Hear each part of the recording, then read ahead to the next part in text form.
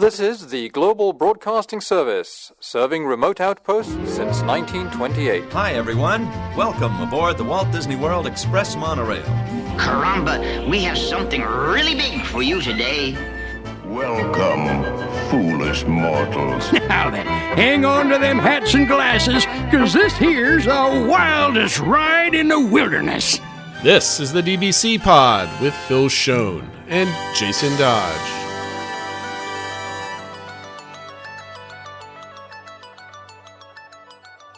Hi, friends. Welcome to this week's Pod, the show for the week of November 10th, 2025. And this is actually being recorded on the 12th. Phil, you got back from Disney World yesterday. Yes. We were going to do the show yesterday, but I forgot. And I thought you were taking a night of rest, but you wanted to get right into it. That's my fault. So maybe you can kind of group your thoughts. Maybe it's better. We got very little news, but we're going to do your trip report. This is your 10th trip report of the year. And we've got another one coming in, 3.5 months? Yeah, about that. Yeah, February. Oh, perfect. Let's get ready for it right now. That being said, I want to leave plenty of room for your trip report. I was watching your accounting, like dropping some pictures in Discord. You weren't like you weren't documenting everything, but you were dropping like some updates and like Lightning Lane stuff. And I'm like, I think Phil is having the best Disney World vacation he's ever had, I thought. Just by the things that you were doing and moving around. Maybe it's my bias because you were now doing it my style or my way or whatever that is. But I'm really curious to see how things go and kind of dig into doing park hoppers and being flexible and all this other stuff. So I can't wait for that. And then, of course, our DBC engagement from a week and a half ago, the Disney survey question that we had in the Discord chat. And just again, as a reminder, join our Discord. The links are everywhere that you might be able to find them on social media, on the YouTube channel. That being said, social media at the DBC Pod, everywhere that you might be socializing online. That being said, Phil, let's get the news out of its way so we can get to your adventure. Sure. So the first news stories cover ticket offers, which is something we always like to focus on, I think, on the show, because we know tickets are probably the most costly part of any Walt Disney World trip. So whenever anything related to tickets comes out, we like to talk about it and see if that is enough to get us to make a trip. So the first one is actually in honor of the country's 250th anniversary next year, the semi-quincentennial, and it came out on Veterans Day. So I know we're a few days late there, but thank you to all our veterans and their families. Disney came out with their military salute tickets for 2026. They have similar ones to ones they've had in the past with 4, 5, 6 days you can go.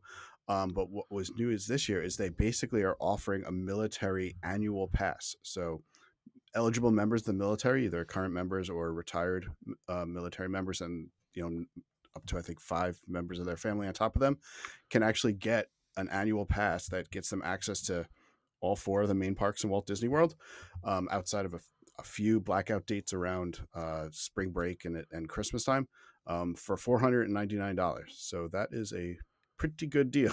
That's a massive deal. That's like a 3.5 day park ticket type of thing. Unfortunately, the only member of my family that was a military was my grandfather, and he passed away 1.5 years ago. Not that I would abuse that relationship for an annual pass, but that's really good. That's really good. I would pay twice that happily. Yeah. Yeah. I mean, assuming, an out-of-state military person, a regular passes, I think up to $1,850 now. So this is what? Is it $1,850? I think so. I think it's. I thought it was in the 1600s. I'm wrong. Okay. Makes me but sadder. Yeah, so you're it's at least 2/3 of the price off, right? So that's great. I mean, that's awesome that there's, they're doing this for our military families and stuff like that. I hope a lot of them can take advantage of it. But that's a great deal. They also announced that there's going to be special rates for various select sailings on Disney Cruise Line, and it will also include for them an extra $250 of onboard credits in celebration of the 250th anniversary. So, other things out there, but it's nice to see they kind of stepped up. We talked I think it was last week there with all the things they're doing for the 4th of July next year. This is just another thing that they're kind of like ramping up. I like it. Patriotic celebration type things. And then the other ticket offer that came out, this is for Disney Plus customers, is that similar to what they've had in the past, where you can get access to the 3 non-Magic Kingdom parks for a reduced rate. They're doing that in the spring of 2026, but they're limiting it to only Disney Plus customers, where you get 3 days, 1 day at each of the non-Magic Kingdom parks. It starts at $109. So depending on your date, some it'll be more or less than that. But yeah, $109 per day times 3 gets you into all 3 of the non-Magic Kingdom parks. And this is valid for start dates January 12th through May 22nd, 2026. So what was your reaction when you saw this promotion? I mean, it's not terrible. I mean, it's not great either, right? Like, would I consider going down for a 3-day park trip and not go to the Magic Kingdom? I might, but I don't know if my family would, because my family wants, like, my kids want like Magic Kingdom Park. So Yeah. are you saving a little bit? Yes. You're saving enough for me to kind of do a weekend trip? Probably not at this point. I would probably jump on a deal where it's a 2-day hopper for a reduced cost. That might get me booking for a weekend so we can kind of do whatever we want. But I think the days of me doing single park ticket days for anything other than like a down and back are probably over, unless this was like $50 a day, or like people under 18 go in for free or something like that, right? Something that they'll never do. I'd probably think about, but this doesn't get me moving, I don't think. Yeah, my reaction was similar. We took advantage of this ticket day a similar deal a few years ago where you got into all 4 of the parks, and that was only $99 a day, and that got you into Magic Kingdom. So the thing that kind of jumped out at me is that we've gotten to the point with tickets where $109 for not Magic Kingdom is like a huge deal, apparently. Yeah. Like to me, that just shows how high the regular price for tickets are, that this is supposed to be a really good deal. So I was the same thing. That's not motivating me to plan a trip when it's still that much and you're not getting Magic Kingdom and stuff like that. But it's still good to see something going on. They're looking at tickets and they realize that is something that's probably going to motivate people. But we'll see if that's enough or if they create something different. I'm curious. There's no way we'll ever know this. It's, they always do their rounds of like hotel discounts. But I think we said this a couple of weeks ago when we were reacting to the release of the rates for next year, that it's like Kohl's. It's like, here's the discounted rate, but that's really the real number. The sales number is the real number. The regular price is something that you never pay for it, right? Unless you want to, go at a weird time or something else like that. Right. So I don't think hotel discounts are motivating people to go book vacations.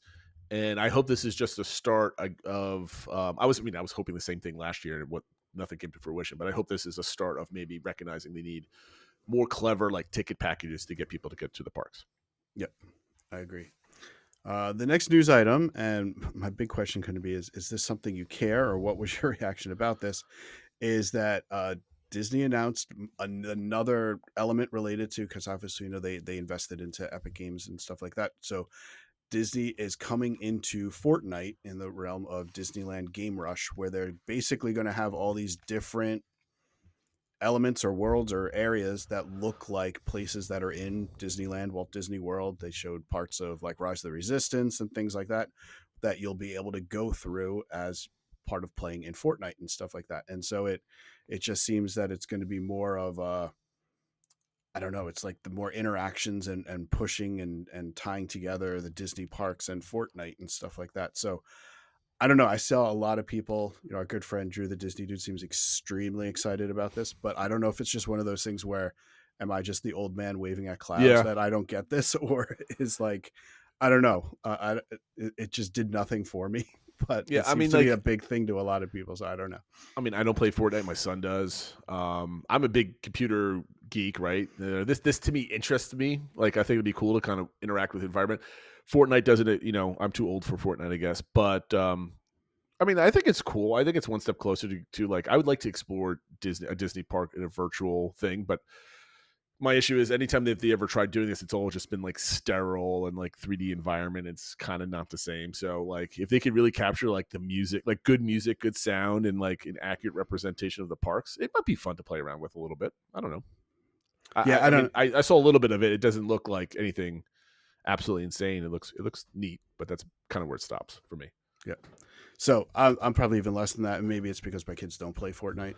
They play Roblox and stuff like that instead. Not that they've tried Fortnite. It's just they didn't like it.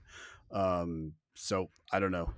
My only concern, and again, this is probably me, old man waving at clouds things, is I hope it doesn't get to the point where like it's almost like you have to like interact with Fortnite. That's going to impact things that are actually in the park, and you're not going to get everything in the park if you don't get these like Easter eggs in Fortnite and stuff Phil, like that. they could barely promote movies in the parks. You think they're going to tie Fortnite into the parks? I don't think so. I think it's just another avenue for them to market and reach different audiences and promote the Disney brand, Disney movies, Disney characters, Disney parks. I think that's just basically. And I remember when I was a kid, there was a couple video games out. I forget if it was for PlayStation or whatever, where you could go around the Disney parks and things like that. Mm-hmm. I think it was called Disneyland or something like that, which is fun. It's always fun to like kind of virtually go through the parks, and like obviously not everybody gets to go to actually physically go to the parks, so this is a cool way, I guess, for them to interact with it and kind of experience like being in the parks and stuff. So it's not certainly a bad thing. It's just one of those things where I was like, I think this is just today's example of that. I'm old.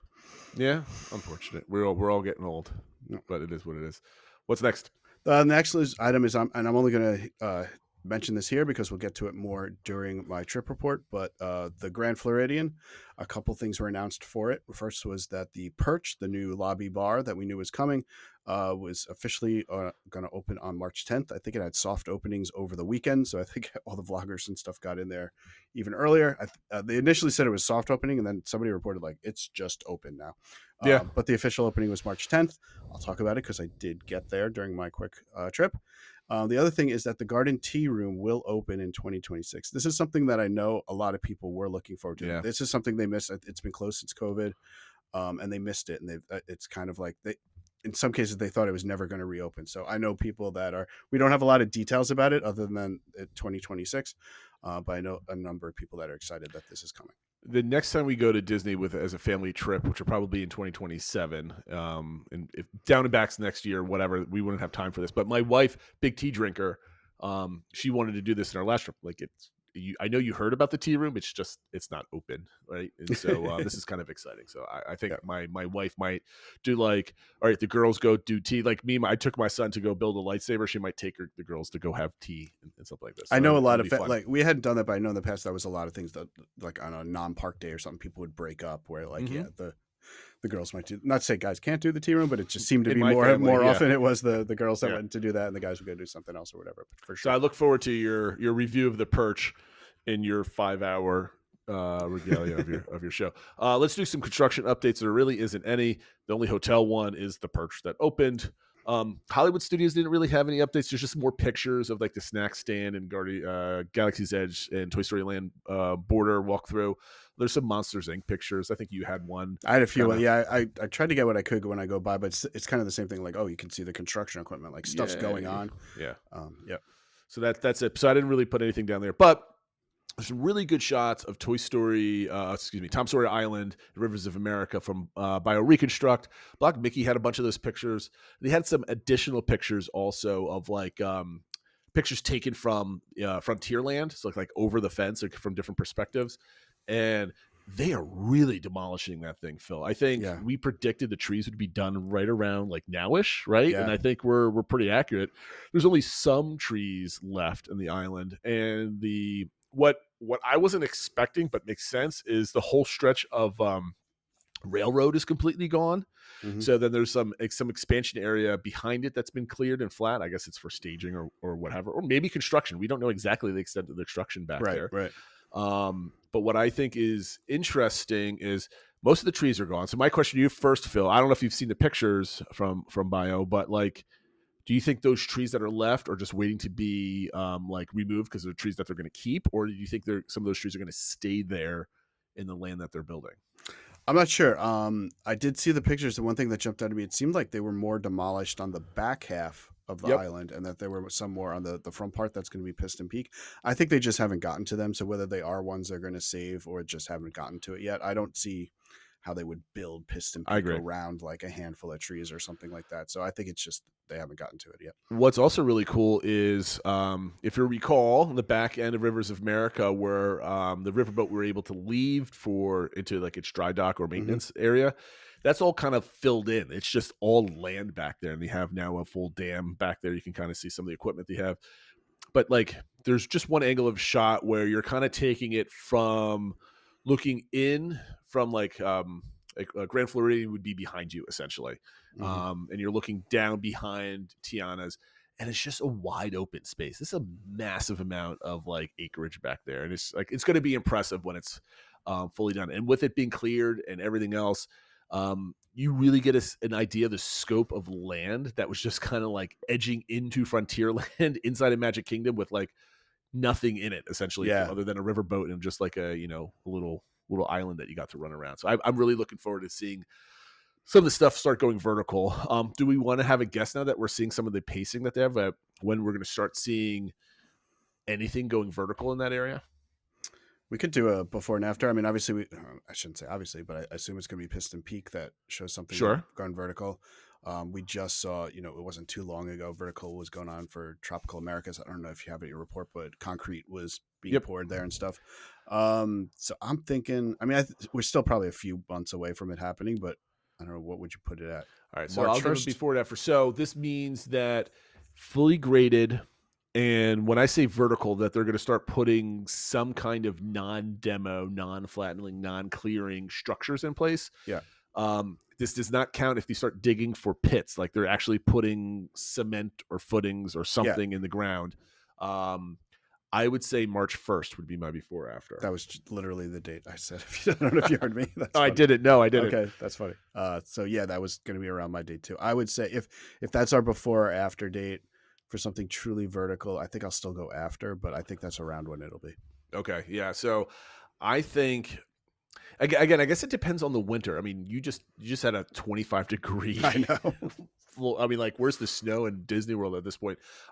Assuming that the winter is relatively what they're doing, I think that the whole area is going to be flattened and clear in probably another month and a half at this point with the way they're going. However, here's the thing. Everything else is cleared, but we haven't seen staging of like construction equipment, materials, or anything else like that. So it might be fully clear by, let's say, end of January, but maybe there's like a 2-month delay in like construction materials so that they're just waiting for it to arrive and then they're going to start. So I'll say after 2, but if you want to go, I'll push the date back to April 1st. Right. I'll take before April 1st, and I'll take after April 1st because I think it might start in April rather than March, so we can want to delineate between the two of us. So I guess we didn't have to do before and after. You could have just said March, and I could have said April, and then that would have been. But it's maybe not as fun. But that's all the construction updates. I'm disappointed you didn't mention the construction photo I posted of Tom Sawyer Island work from the Swiss family treehouse. Oh yes, I responded by like quote unquote you can see it, like it's some guy. You can see a guy in a vest, like in a vest or whatever. You probably need some of Bio Reconstruct's cameras to really get anything meaningful. But yeah, if you at the right spot at the very top there, you can kind of see what's going on over the fences. So. Yeah, that's really cool. All right, so we're gonna do something a little different with your trip report. I have here a sheet of what you did. You did not fill it in with the things that you did as you were doing them on Discord. So it's going to be a little bit, going to be prompting you for a little bit, but instead of you going over, here's all the stuff I did and me stopping and asking questions, I'm going to try to do the reverse. I'm going to go through it. I'll start rattling off and then you're going to fill in the details and stuff like that. And I'm going to have some follow-up questions. Okay. So Thursday was your travel day. You had, you got into MCO about late in the night, around 10:30, I think. Correct. Yeah. Yep. We landed right around 10. I think it was like 10:30. We were off the plane. Yep. Yeah, and so you got your car, you got to the hotel, and it was kind of basically your airport hotel, and you just wanted to get in and just get some sleep, essentially. Yeah, I mean, part of it was driven by the flight times that worked for where we could get the rates and that sort of thing that we were willing to pay, and had to leave after my daughter, who was down there for her orchestra and stuff like that.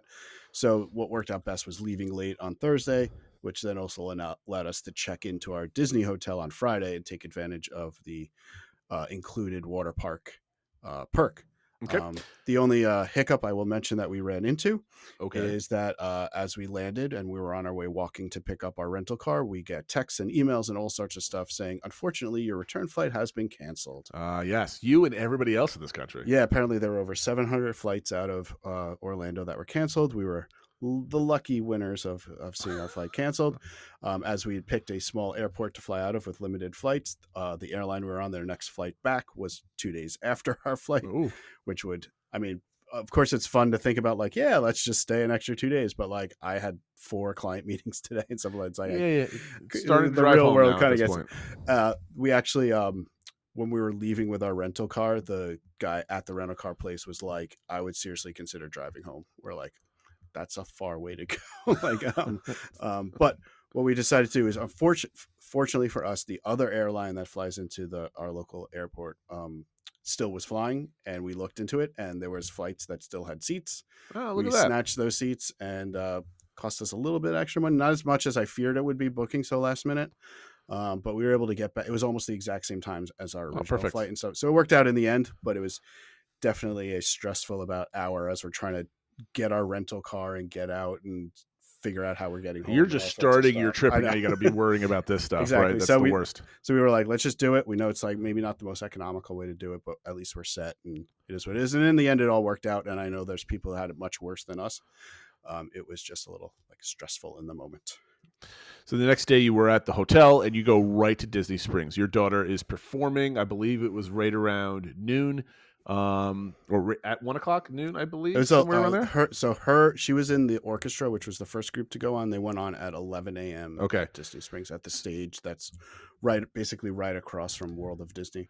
And did she went down? Did she go down with you or her school group? No, so her travels was completely separate from ours. Right. She went down with the school group, so they left earlier on Thursday. They were flying completely different airlines, flights, different airports. It was totally separate. So Godspeed to all those chaperones and teachers that were going through JFK with 128 kids. Oh, bless them. Apparently, they were able to set up. They do have sort of like special accommodation TSA type things to process groups of that size and that sort of thing. Okay, so that was good to know. But yeah, so her travel seemed to be fine. They were staying at an off-property hotel, right, kind of off the west side. Actually, it was the same hotel we stayed at back in February, so she knew it a little bit. Okay. They just did all the pricing and stuff, and with needing to they couldn't rely on Disney transportation for things, so they had to have their own buses, and it just worked out better for them. So yeah, they wound up there, and we're doing I think they did like pizza party and pool time that first night and stuff like that. And then they had their performances, and she was sending me some photos. She couldn't send me all the areas that were backstage and stuff like that, but there were a few photos she sent me of like the Imagination Institute that they were at and stuff like that. And apparently they give out, people who are doing it, they're giving out a new pin related to it, and it was like just released. They were like one of the very first groups to get it. Very cool. So she got one of the, I was like, oh, you could put that on eBay and help with the college fund probably. There you go. It's like selling your Super Bowl ring or something. Exactly. Like that, right? Okay, so her performance went well.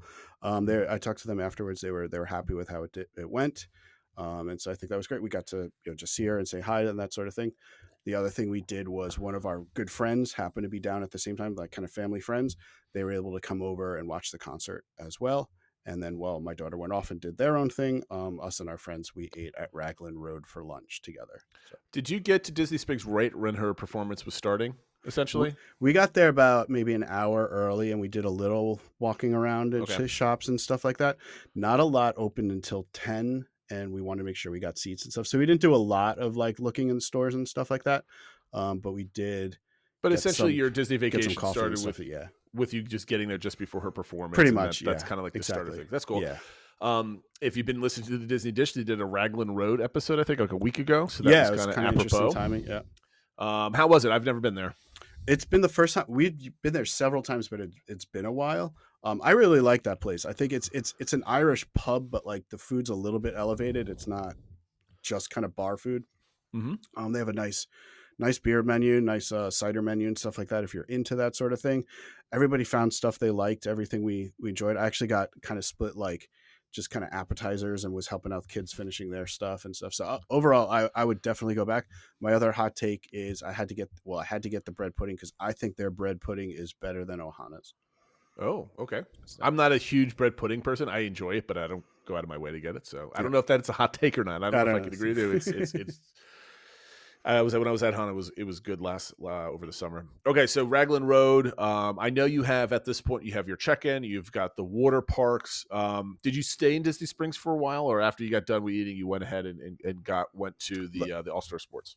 So after we got done eating, we walked around for a little bit with our friends and stuff like that. But pretty much after lunch, we actually went straight over to the water park, Typhoon Lagoon. We didn't go to All Stars yet because our room wasn't ready. Gotcha. So since we had the rental car, we just drove that straight. Just drove straight over. What did you do at Typhoon Lagoon? Did we just kind of hang out? Were you there for like just an hour? What were the kind of the vibes? We were there for about 3 hours, and kind of just checking it out. We, changed into our swimsuits and stuff like that. We did a number of the water slides. We did the lazy river. Didn't do much of the wave pool. It was more water slides, a lot of the family raft slides. We Right. did all that. I was really kind of just doing that until we kind of got a little tired. And I think it was right around 4-ish we left the water park. So what do you think now? I'm trying to think. Is this your first time doing the water park? Because I know you've been, but I don't know if you took advantage. I don't think you took advantage of it when you went down with your wife. No, not with right? my wife. We wound up not taking advantage of it then. Yep. We did Epcot instead. I did take advantage of it for my down and back with my daughter. That's right. That's what I remember. Okay. And that was for Blizzard Beach. So we did that. So I was at one day at each of the water parks this year. Okay. So when you went down with your, that was on your down and back. So you were still kind of like, we're going to take advantage of this. We're going to the parks and then we're going home. Yeah, exactly. But this is the first time like it's kind of starting, like, because this is like a mini Disney vacation. Yeah, this is like a bit more than a long weekend, right? Exactly. Yep. So what did you think about, I mean, yeah, you're watching your daughter, you had some other stuff you were doing, but how did that make you feel like easing in to like a Disney vacation? Like how was that vibe to you and your family? It was interesting because especially because we went straight there. We hadn't even been to the hotel or anything like that. So it was a Disney water park. There's, Disney characters there and stuff like that. Like it felt like we were at Disney, but it did kind of feel like a different start to the trip versus kind of checking in and getting settled and stuff like that. So it kind of felt a little like we're doing an activity before disjointed, the real part right? It didn't of start yet. Okay, yeah, a little bit of the trip. We really enjoyed it though. My son was like, he really wants to do it again. So I think you kind of had similar feelings after that you guys went, that maybe your next trip you might get the water park plus or whatever, so that or the park hopper plus, so you can do the water parks as well. I think we're gonna. Who knows when our next trip's going to be, but like if we can fit in a water park day, I think we'll try it again. My son really enjoyed it. I think Disney came up with a really good idea because I guarantee you there's a large portion of the people that just don't go to the water parks on their Disney vacation that did this time and like, oh, this is a lot of fun. So do you think that you would have had a better time if you had done like the normal check-in, settle in, you can get like the, my Disney vacation is starting, like going through the lobby, getting to your room, that sort of thing, and then going versus just kind of hustle bustle out of the airport hotel to Disney Springs to here before you could kind of like get your bearings and settle in? In some ways, I definitely get what you're saying. It did feel a little like rushed and disjointed that day. We're kind of back and forth to Disney Springs because after we checked into our hotel, we went back to Disney Springs to have dinner with my daughter and stuff like that. So it kind of felt like definitely not a normal start to a Disney trip where you're kind of getting settled and start that. So it kind of felt like we had this first day was sort of separate from the rest of the trip for sure. Would you prefer to have checked in first, do you think? Would that lead, I mean, you still had a good time, but do you think that would have been like, Yeah, better? I mentioned it to my wife, how I don't know, it get kind of convoluted, but somehow it's like, okay, well, if you check into your hotel, but not until like 10 o'clock at night, or like basically if we could have done our first night after we arrived super late, instead of at an airport hotel and went right to the Disney hotel, but still been able to do the water park, like we probably would have done that, even knowing that would have cost us a little bit extra. But it's like we kind of did it this way because we wanted to get the water park. So I think if there was some way that you could check in and still get the water park, that would have been better. But we still really enjoyed the day. So I think we made the right decision given the terms of the perk or whatever. But I do think it would have been nice to get into the room and then still been able to do the water park. I don't know how they could arrange that. But we went, we didn't get into our room when we went. Like we left everything with Bell Services, or at least some of our bags with Bell Services, and the rest in the car. And then kind of went, and we still kind of got that early morning vibe, which is what I did when I went down with my daughter. Like we went there and dropped the bags, and then went over. It was just because we're at Disney Springs, and we're like, well, that would be another hour or whatever to go to the hotel just to drop the bags and then go or whatever. So we went straight over. I guess, that's something we could have done, was drop the bags and kind of just gotten if we didn't have the Disney Springs activities, we could have gotten a little bit of the vibes of the hotel before we left. So yeah, maybe. I mean, we're all just like sticklers for how we have to start our vacation. If we don't start it the right way, it's like you have to put in a certain a leg in left or right leg in a pants when you're getting dressed first before anything else, right? Yep. So so you go to dinner. You went to Morimoto's back in Disney Springs with your daughter. She was able to escape all of her friends for a short time and go visit family. Yeah, although how was that? It was nice. We also one of her good friends that we're also good friends, especially my mom with her mom, they weren't coming down, so we were able to check her friend out as well. Okay. So my family 5+er, so the 6 of us went to Morimoto's and had a nice dinner. It was really nice. It was good to get out. It was a good time to spend some time with her friend, get to know her a little bit better, and just kind of have time with her. I'm glad we had that little opportunity. It still was all kind of condensed on that first day and stuff like that. But it was nice that we were able to have the family dinner. And another Morimoto is another one that we hadn't been to in a number of years. But we also really enjoyed it. Got some really good sushi and ramen and all sorts of stuff. So it was a good time. My wife and I split a carafe of their sangria and stuff. So we were definitely into vacation mode at that point. Perfect. So what did you do anything after, or after that you just kind of went back to your hotel? That's not, yeah. We walked around a little bit with them until they had to get back into their groups. I think check-in was 8:45. So pretty much after that we went to the hotel. Did the kids meet up somewhere at Disney Springs to get back to their hotel? Like there were chaperones there to kind of that was the only not necessarily hiccup or something, but it was like when we saw the teachers beforehand, we're like, well, where's going to be like check in, check out, and that sort of thing. And the guy was like, well, I'll message everybody and that sort of thing, but I think we'll just do, because everyone knows where the stage is, we'll just do it here. So we got to Disney Springs and went over to the stage and nobody was there or whatever. And then we got the message like, oh, it's going to be over because the bus loop is by the Cirque du Soleil theater. So we had to walk all the way over the Cirque du Soleil theater to like get them. And then that's where we check them in as well. So, okay. So your first day was airport, hotel, Disney Springs, watch a performance, Raglan Road, Typhoon Lagoon, check into the hotel, back to Disney Springs for Morimoto's, walk around, go to sleep. Correct. Essentially. You're driving your car this whole time, or did you take the bus from your resort to your Disney Springs for dinner? Especially knowing I knew I wanted to get a adult beverage or two at Morimoto's.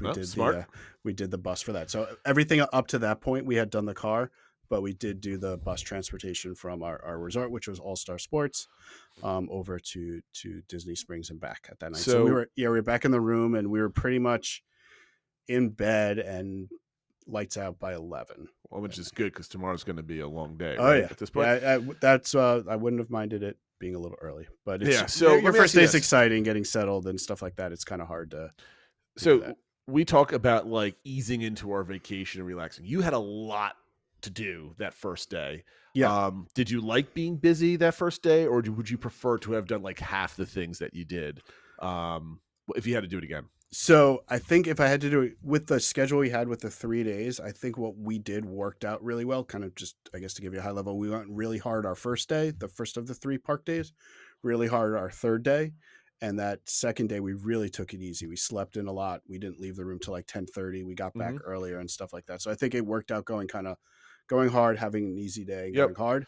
But obviously, I'm talking about more about like, this is your arrival day and you had a lot to do. And typically in my Disney vacation, I want my first day to be nice and easy, no rushing, no pressure, but you had a schedule, right? You had 2 meals. I mean, it would have been nicer. Like that? I liked our first day. It was good. I think it would have been nice if the first full day we had more days so that we could have taken an easy day to get into things. But you're just packing stuff in. But we only had the 3 park days, and we were trying to get in as much as we could. So that's how it worked out. But yeah, having an easier day, maybe that first day, if we had say a 4th park day, it would have been nice. But yeah, another push towards longer trips, I guess. Yeah, so here is the crown jewel of your vacation. I'm so happy that you executed this, and but this was the second day, which is Saturday. Was your 4 parks in 1 day. Correct. Achievement unlocked. So what time did you manage to get everybody up and over to Animal Kingdom? Sure. So and let me know if I'm going into too much detail. Maybe I'll just share the itinerary on Discord or something, because I wrote down everything we did minute by minute. But so my wife and I got up at 5:15 in the morning. Okay. Got coffee and started getting things ready and stuff like that. Let the kids sleep in a little bit more. But we were out of the room at 6:30. What time did you get to the gate? So we got lucky with the buses. And I will say we were at All Star Sports. Which overall, I mean, maybe I'll get to a review at the end, but everything worked out well. Our room was very close to the buses and stuff like that. Yep. And a bus was there when we got there. So we left our room at 6:30. We were on a bus at 6:33. Okay. We were in line for security at 6:43. We also got lucked out there where we were in like halfway back in the line, and then they opened up another set of security lines, and they were like, "You in the second half, move over here." So we went from being like okay. second half of the line to second in line, and then we were first in line at our tap style. And you had Lightning Lane multipass for the day. Did you get any Correct. single passes? No, we Okay. didn't, and I'll talk about that later. Dealing with crowds and stuff like that. So we did have. Well, let's talk about that later. Let's go. yeah. Let's. I'm sorry. Let me. I want to go through this Yeah. because I'm very curious to do this in a certain way. So, Animal Kingdom opened at what 7:30. It opened at 7 Resort for resort guests. Yes, 8 a.m. for fully That's open. later than usual. Okay, so you were there a good 40 minutes or so. Did you hit up like Joffrey's for coffee while you're waiting in line, or were you waiting to get into the So park? unfortunately, the Joffrey's like outside of the gates wasn't open, so we couldn't get Joffrey's. It's a crime. I know. So we were just in line at security at 6:43. We were lined up first people at the tap style. They didn't open up the tap styles until 7:15, which is when we got in the park. Then we all, with most of the people, did the quick sort of walk over to the second rope drop to get into Pandora. We were in line there at 6:26. All right, so rattle off. I know you did Restaurantsaurus for lunch. Rattle off the attractions that you did. You did that at what time was Restaurantsaurus? 1 o'clock? So we didn't do Restaurantosaurus. Oh, okay. So things changed up a lot. Your spreadsheet was wrong. Okay, so that was the plan. It was just not what happened. Oh, okay. Well, so then what happened? So we're now you decide to do Flight of Passage Rush. Yeah. How was that? Were you towards the front? Yes, we were towards the front. I think we were the second group to get into a room. Before I get into that, I want to mention that we started chatting with the people behind us in line because the guy commented that the shirt I was wearing that day, which was one of these shirts, but it had like icons from all the parks on it and stuff like that. He's like, I was wearing that shirt yesterday. I was like, oh, that's nice. He's like, when I proposed to her. And they start showing me all the photos of him in that shirt, like proposing to his now fiance. Oh, I was like, well, she's still here. So I assume she said yes and stuff like that. So, and then we started talking and talked about the podcast, and so if you're watching, Janice and Mike, nice to meet you guys. Hey, congratulations. Like that. So that was fun. So we were in the scan room of kind of the pre-show for Flight of Passage at 6:40 or 7:44, and we were off Flight of Passage at 7:58. All right. So where did you go from there? And then we went over to Zootopia Better Zoogether. As mentioned, we did get Lightning Lane Multipass. I was not able to get one for Better to get Zoogether, or at least not until later in the day. And with hopping, we couldn't do that. But so we were in line for Zootopia at 8:07. It was a posted 10-minute wait. We were out of that at 8:25. All right. So let's stop here for the Zootopia review. What do you think? All right, so Zootopia Better Together. I have lots of thoughts. Let's go. The film is really fun, and I'll try to do this without spoilers for people that want to see it. It's if you like Zootopia, if you like the characters, it's a really fun, quick cut film of all these different scenes and stuff like that, featuring tons of characters from Zootopia and Zootopia 2. It's probably one of the best park to movie. The movie's just coming out and it's got a lot of things from the new movie in it. It's really kind of integrating that and kind of helping to market the movies. Actually, our friends that we met at Disney Springs, they have annual passes. They went to a preview and they mentioned that seeing this made them want to see the movie more. So it's working. So what you're saying is the curmudgeons online are braying for no reason. Well, I wouldn't say for no reason, because I think if this was in like one of the shorts buildings at Hollywood Studios or in the Magic Eye Theater in Epcot, and it was really about that, I think it would work really well. I don't think it fits at Animal Kingdom, and I'm not going to get into the whole debate about Zootopia, the IP or anything. It's just they don't really explain like why it's in the Tree of Life. They have a sign and they try to say, oh, as part of Zoogether, we built the Tree of Life and did the carvings, but it's like, but what is it? Why are we gathering here? It's supposed to be Better Zoogether Day is being celebrated all around Zootopia, and this is one like screening location of it, and so there's some characters that are there, but then we're also just watching a live stream of other locations. I think it would have worked better if it was like them bringing all the animals from the different biomes to us and we could see how they interact and things like that. This just felt like, okay, we're here for not really explaining why we're here, to watch a stream of other locations. And then it really didn't make sense because there were a lot of the 3D, 4D effects. Like if you like water effects, like the effects where they spit water at you, this is the show for you because we got like drenched. But at that point, we're watching a stream of another location. So why are we getting wet when we're just watching a stream of something? You know what I mean? Like, Sure. I don't know. There was a lot of like things that didn't quite make sense why it was being held here, done the way. So I don't know. So you're saying you enjoyed the show in isolation, Yeah, but you didn't enjoy, or you're confused about why it's in the Tree of Life. exactly. Like the whole like kind of how they didn't fully. I think they could have done a better job explaining why it was in the location it was in. I mean, any kind of 3D film in the Tree of Life would be odd anyway. So But- I'm a little bit more lenient in that with my imagination. I totally understand where you're coming from. It's not like I'm totally befuddled for it. I'm less bothered by it, but I haven't experienced it yet either. Now, the so one thing I want to say, there were a lot of parts I laughed at. It was funny. People were laughing throughout the show. People applauded at the end of it. Okay. It's definitely much more kid friendly. Like there's like no like scary parts or anything like that. So I think I think people enjoy it. Families will enjoy it. I don't know if it's got the staying power because of it feels a little temporary because it feels like it's kind of forced into the location.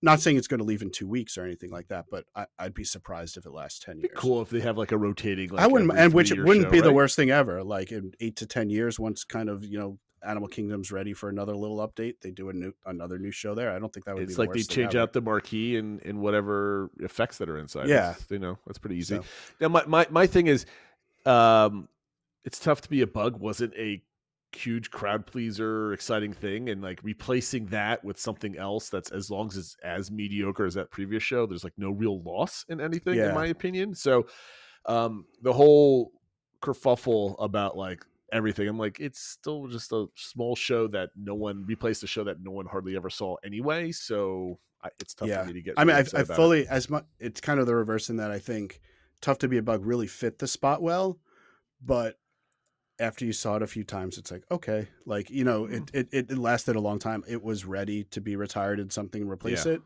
This is the video itself is probably more fun.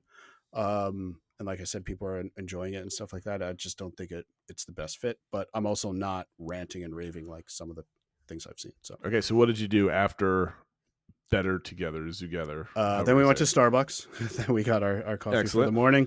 And then we went Are to. you like a Starbucks guy rather than a Joffrey's guy? I never asked you that. I'm kind of either. My wife's definitely more, and the kids are definitely more Starbucks. Okay. My wife's a Starbucks person. Yeah, I could basically get cold brew from almost anywhere and be happy, which is what I did. But yeah, we got a couple of snacks and breakfast sandwiches and stuff like that too. So to get that, then we used the first of our lightning lanes, which was for the safari at 8:55.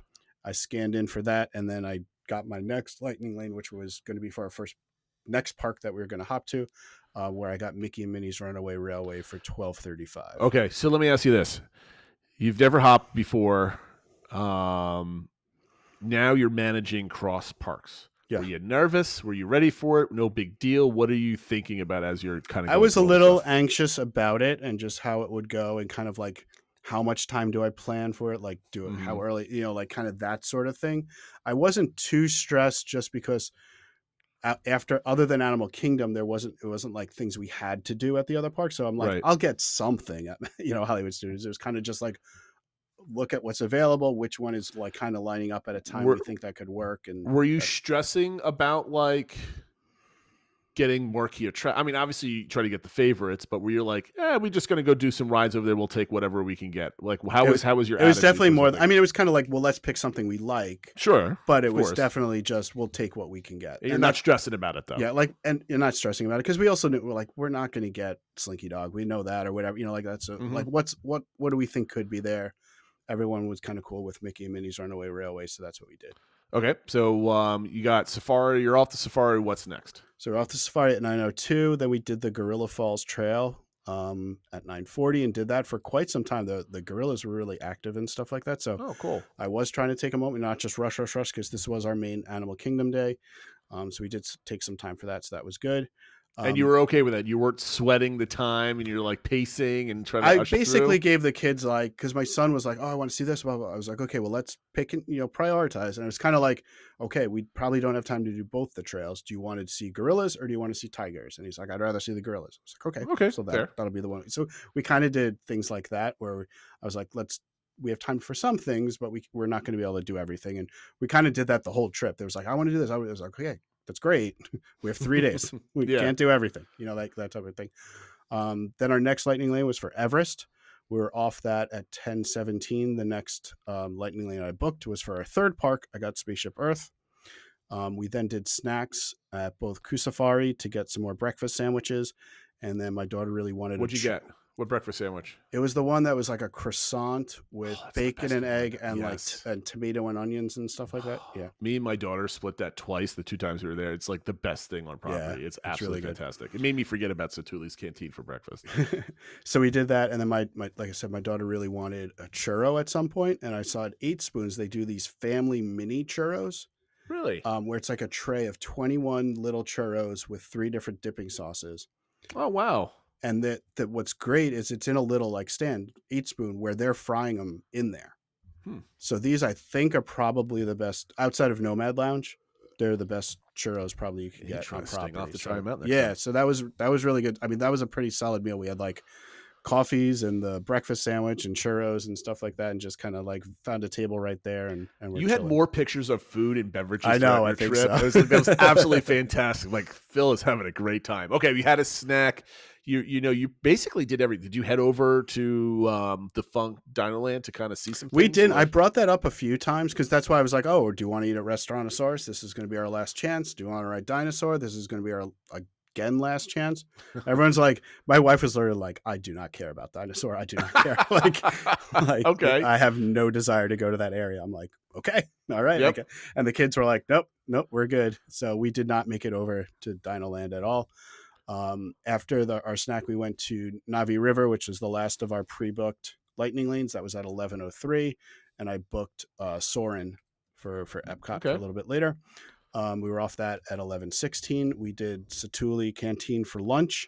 My wife and I split the new Moon Noodle Bowls. I don't know if you've seen these. No, I haven't seen them. So it's the noodles are blue, which is kind of interesting. And it was kind of like a poke bowl. It had like tuna poke and avocado and all sorts of stuff, but it was over like blue noodles.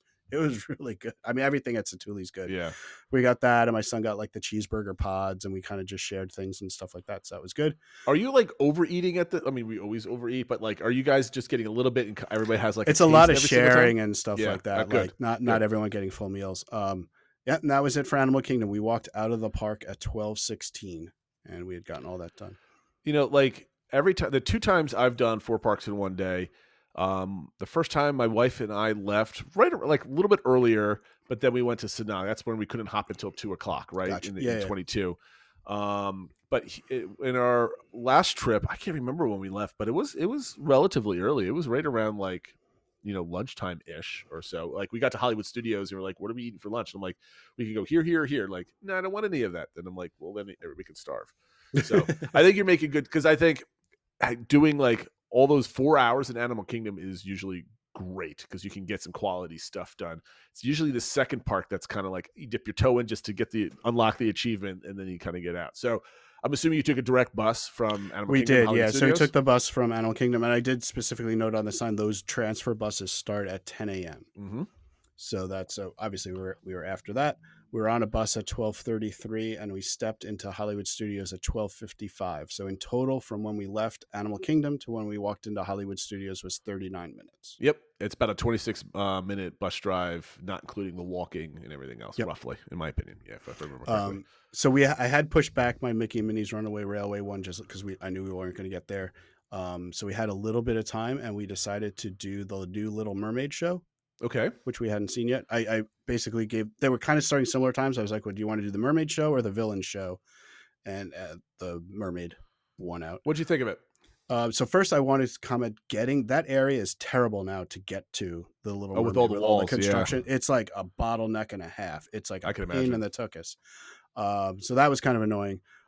Overall, we really like the Little Mermaid show. The production's done really well. I would say some of the animated parts are a little rough. I But didn't think so at all. But they just felt a little basic and like I don't know, it didn't mesh Well, as well. I don't what know. really wowed me with the animation is because you know how they layer it with like the Yes, different yeah. screens. I thought that stage effect was absolutely fantastic when you had some puppets, you had some live actors, and you have some of this cartoon elements of Yeah. it.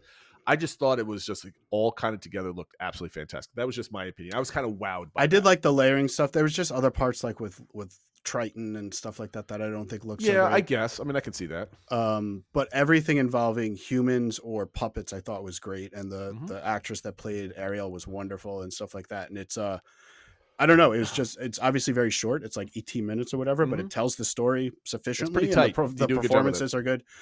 So I would definitely. I'm not saying I need to do it every single trip, but I would if you've never seen it, or if you're like, hey, we got 20 minutes to kill or something like that. I think it's a great use. I think it was an improvement of the old one in my opinion. I really enjoyed it. Yep. Then we went to Mickey Minnie's Runaway Railway at 1:44, and I scanned. And for next time, we split up because my Space Mountain is a priority for my daughter, but my son hates it. So we got Space Mountain for everybody except for my son.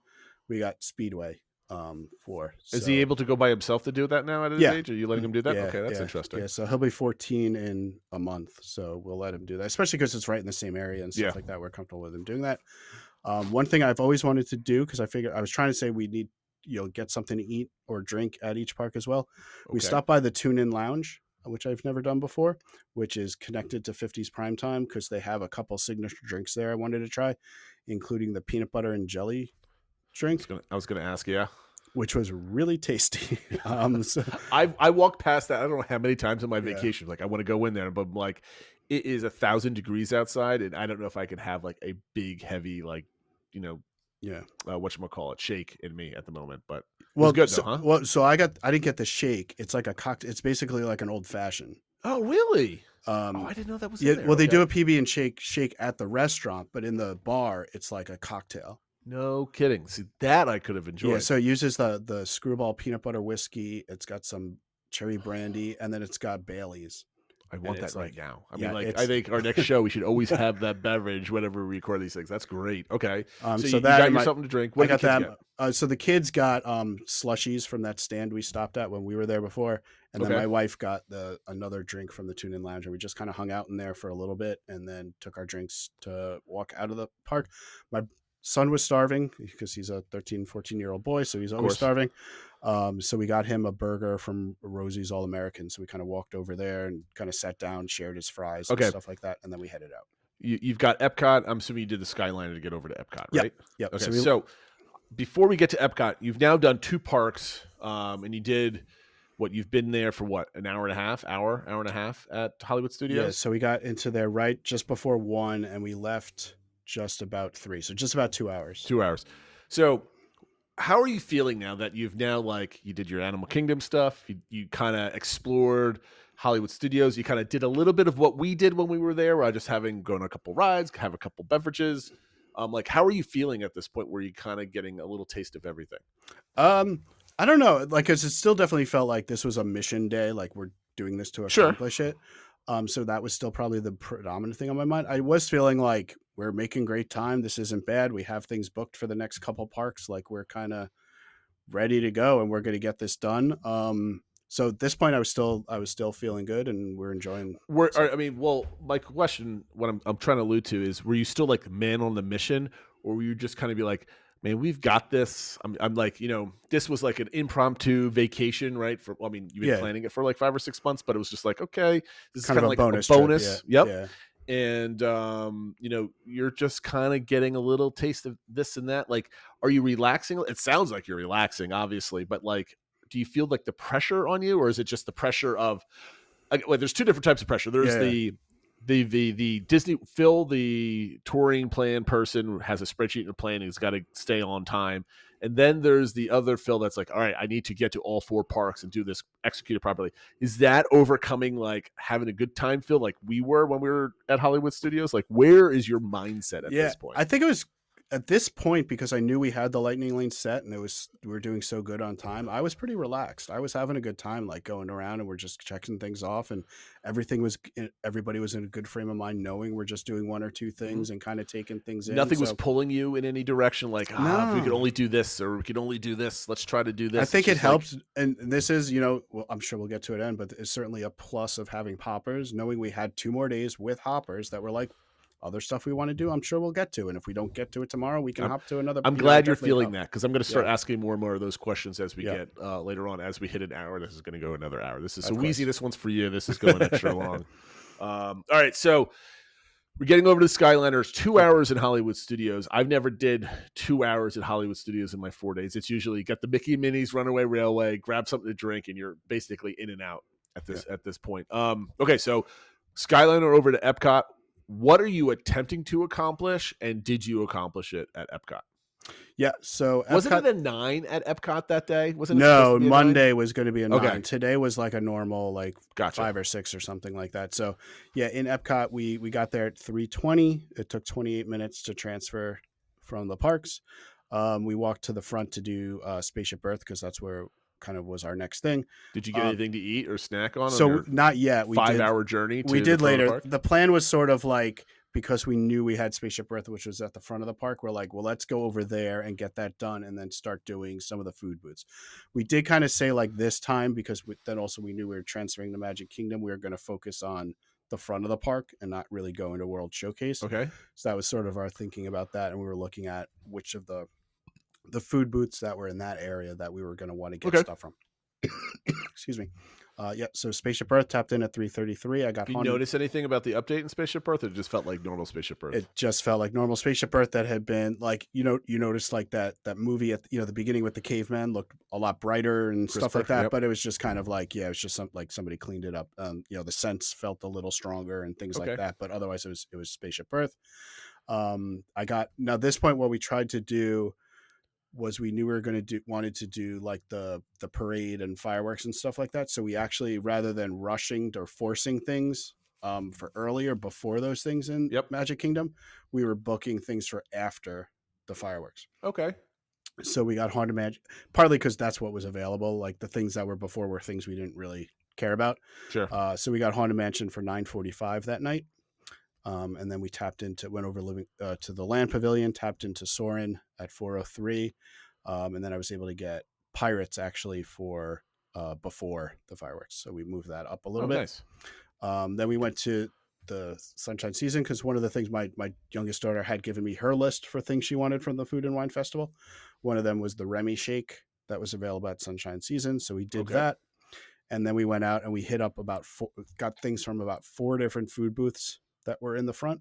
Okay. So we're eating dinner between those food booths at around 5 p.m. So okay. So you checked off day 1 food booth Epcot complete. Yeah, and that was the main thing we had for dinner, which we realized later in the night. We're like, we didn't really eat dinner.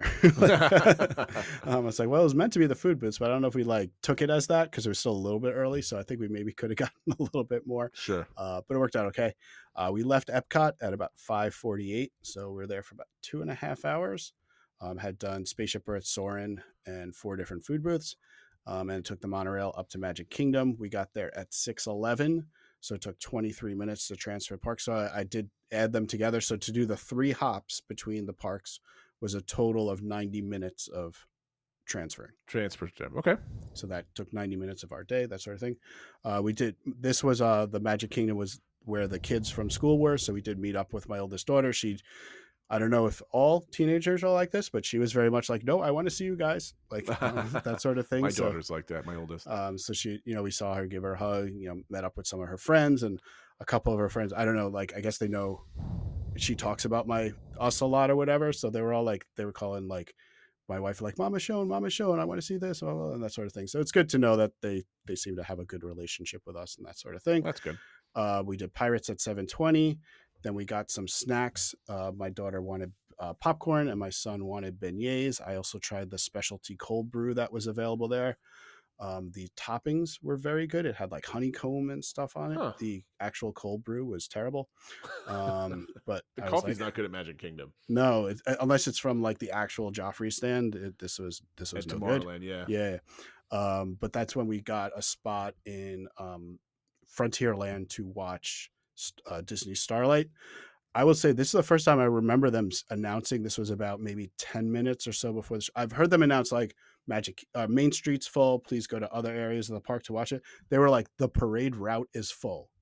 No kidding. Like, check your times guide for future performances. Like, I was like, Wow. oh gosh. But I felt like we weren't like squished or anything like that. I mean, it was full. Like, there's obviously not a ton of room on. We were on the former Rivers of America side, so there's really not a lot of room between the ropes. But we were there. We were front row spot there and got to see the parades go by and overall. And this was obviously my second time to see it and my daughter's, but it was the first time for my wife and my son, and they both very much enjoyed it. Good. So I love that parade. Anybody that speaks bad about the parade, I'm like, look, it is what it is. Like, it's dark out. I don't need to see all the performers in between floats. I'm there for the floats of the music. That's it. And I'm glad. I mean, it's easy to point out, like, you could always plus things. They could always be better or whatever. Sure. But I think it's a perfect. great addition to the park.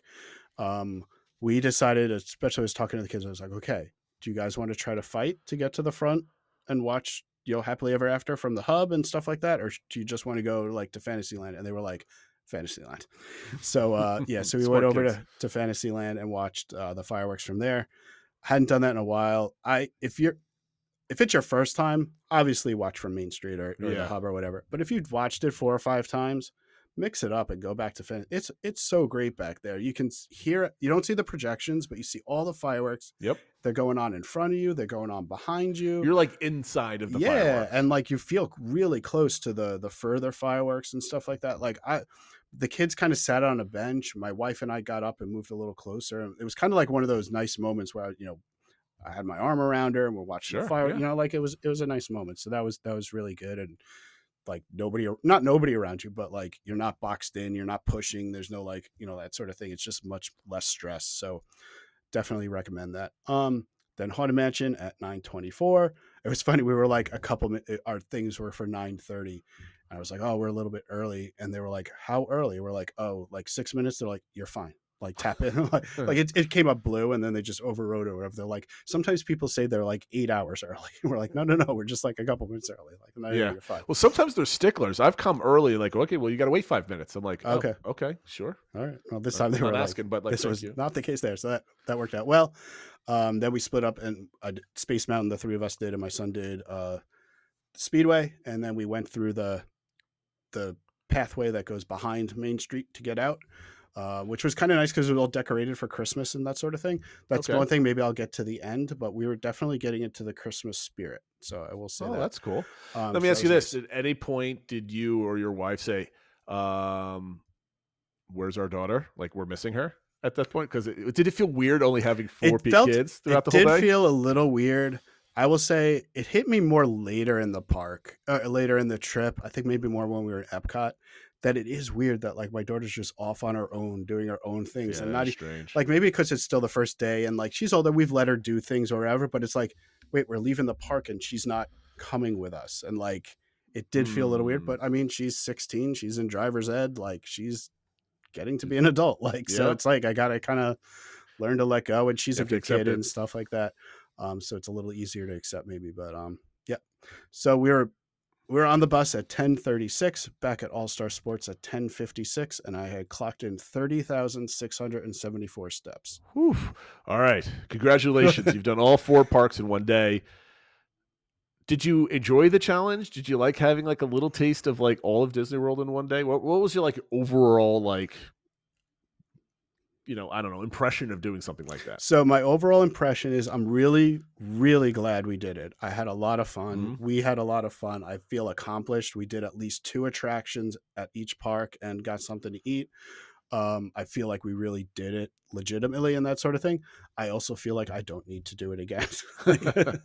Or at least not for a long time. I remember, like, let me know if you agree with me on my feeling. Like, I love doing it and having like having my family do it.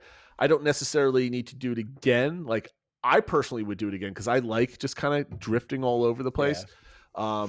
Having to drag 3 or 4 other humans or 5 other humans along with me, where everybody's either grumpy or happy, hungry or full or whatever, and dealing with that, kind of doing all the logistics. It's relatively easy on the logistics side of things.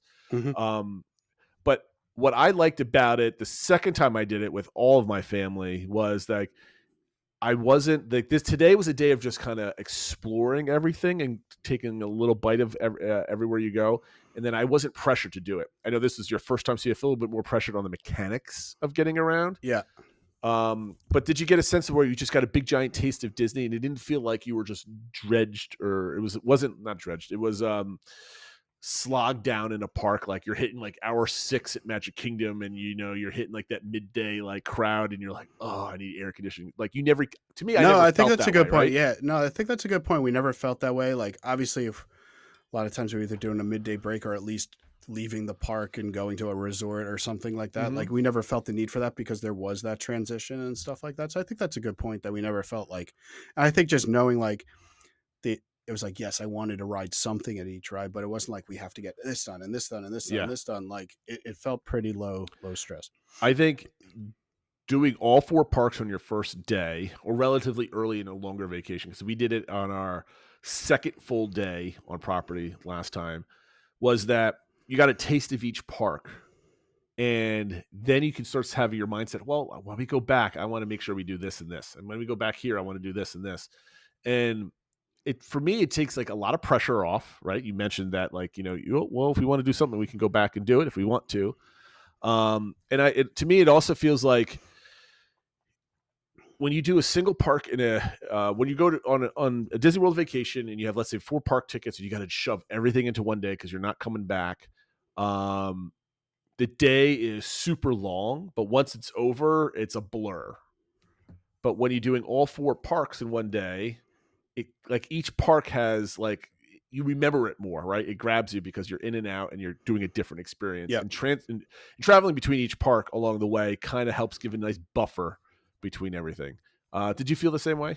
Yeah, I think so. I think that's a good way of putting it, that it adds that little buffer and you have that transition time, and then you're like, you think about what you got done, and then you're thinking about what you're going to do at the next park and stuff like that. But knowing that it's just like, well, we'll get done what we get done or whatever. And I don't know. It was a tiring day, obviously, given all those miles we walked and stuff like that. But it was a really fun day. Okay, so you mentioned before that on the next day, on Sunday, you woke up pretty late. You let everybody sleep in and recover from travel and 2 long days of doing things. Yeah. What time did you wake up, and when did you start kind of, like, I know you had a Beak and Barrel at that point, but that's basically kind of everything that you had like hard times for, right? Yeah. So what time did you wake up, and how did you start formulating a plan for the day? Yeah. So I first woke up at about 6:30 just because that's when my body gets up, but I laid in bed and stuff. I didn't really get out of bed until about 8 and started making coffee and stuff like that. And then as kids slowly started getting up, we took food orders, and I went down to the food court and got food and brought it back and that sort of thing. So we had breakfast in the room. We'll say, again, maybe I'll get to a full review of All Star Sports. I thought their food court was really rather good. Like it more than got the job done. It had plenty of options and stuff like that. And we ate dinner there later and stuff like that. So I know the values can get kind of a bad rap and that sort of thing, but it more than gets the job done. I agree. Yep. So we wound up leaving the room to head to the parks at 10:20. Okay. And we were heading to Hollywood Studios. Why Hollywood Studios? So our plan was, we knew we were going to do our big Magic Kingdom, or the bulk of our Magic Kingdom time was going to be Monday, because that was supposed to be a low crowd day with the party later that night. Usually those are slow days at Magic Kingdom. And we knew that Epcot was going to be crowded that day. It was a predicted 9 because I think everyone's going over there, and it also had deluxe evening hours and stuff like that. So we're like, let's start at Hollywood Studios. This is probably going to be kind of our main time there, and let's see what we want to get done. So we decided to start there with the idea of that we would hop to Epcot later. Those were going to be kind of the 2 parks we do that day. We got that there. Was all predetermined, right? That's kind of general layout that you had. Kind of layout, but it was also going into the day like, this is what I'm thinking. Does that work for everyone? And it was like, yeah, that works or whatever. Okay, like, so it's kind of like not set in stone or whatever, but we had kind of an idea of what we thought made sense. That makes sense. Yep. Okay. So we got there. One of the must-dos for my youngest daughter is Rock and Roller Coaster, but that is also a ride my son does not like to do. He likes roller coasters. He doesn't like things in the dark. Okay. So that's why he doesn't like Space Mountain. He doesn't like Rock and Roller Coaster and stuff like that. So He likes to see where he's going.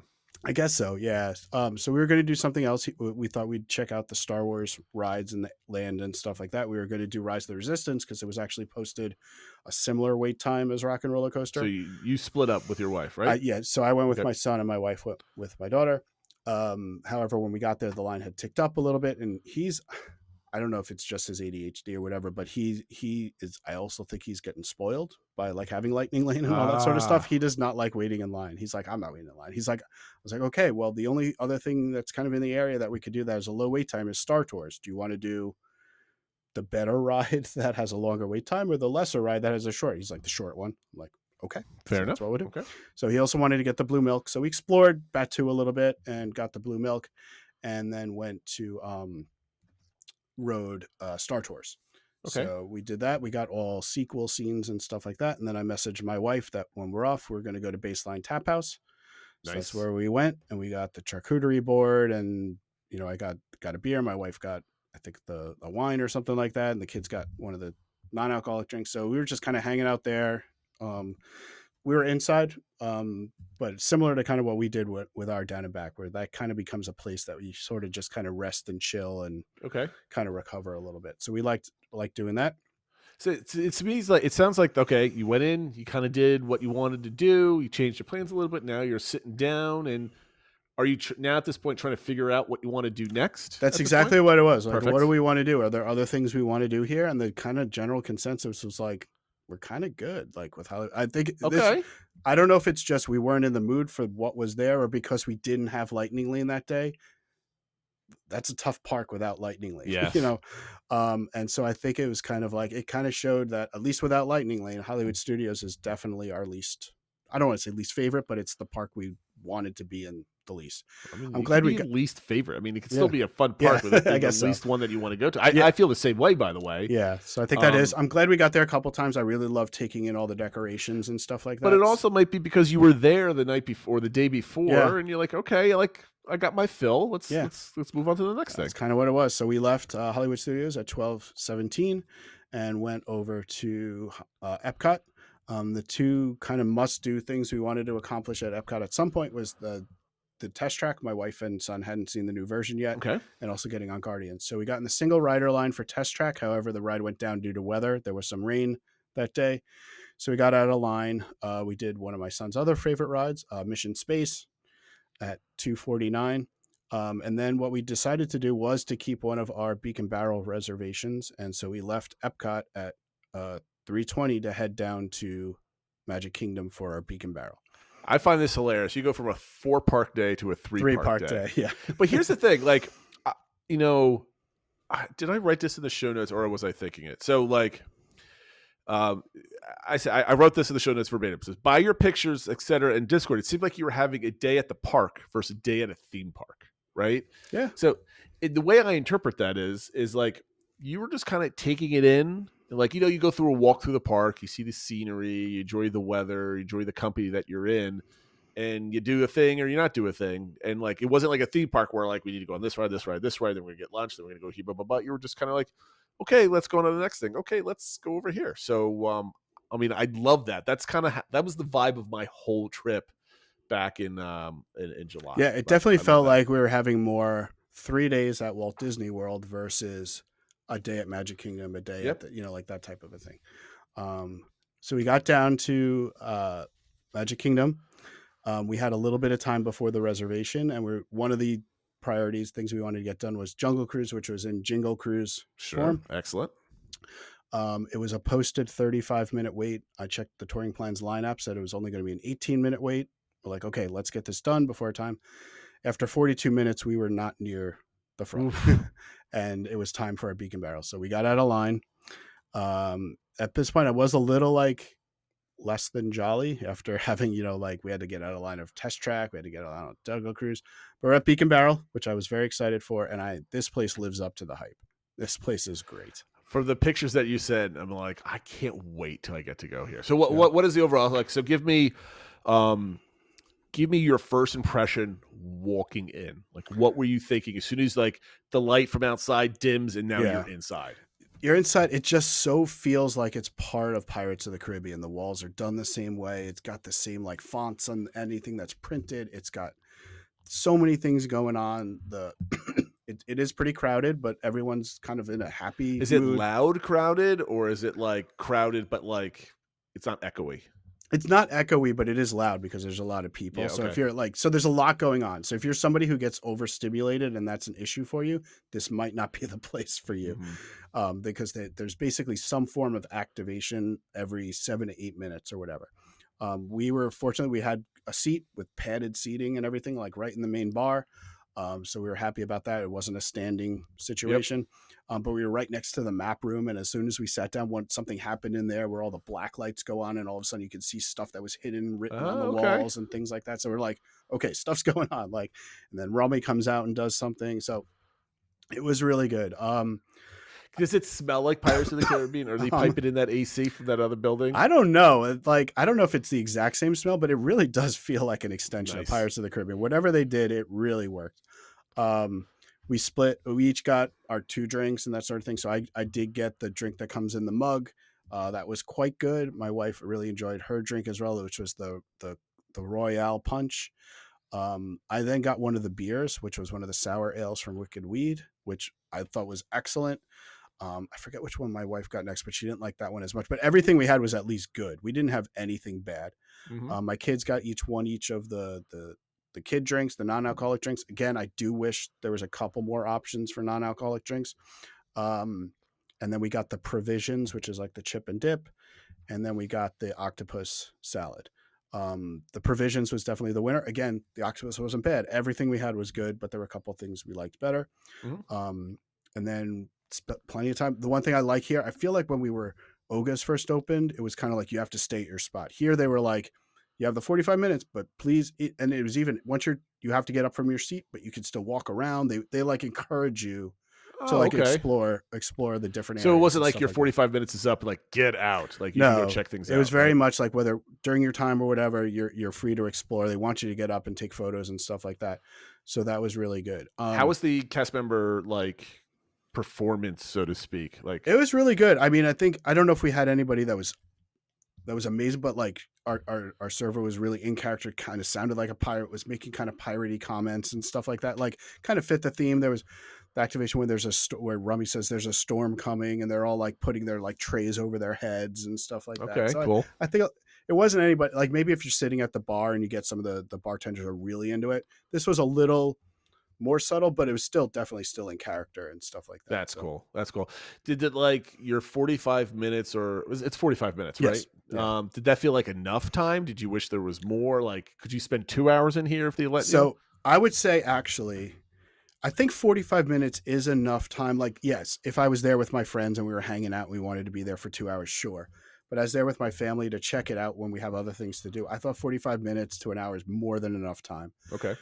The only negative I would say is that does hang over you just knowing it's there. And it's like, they're not subtle about it. I mean, they're pleasant about it, but it's like when they call your name to come in, they're like, this is a 45-minute timed experience. You are allowed up to 2. Like, it's very like, this is it. The rules.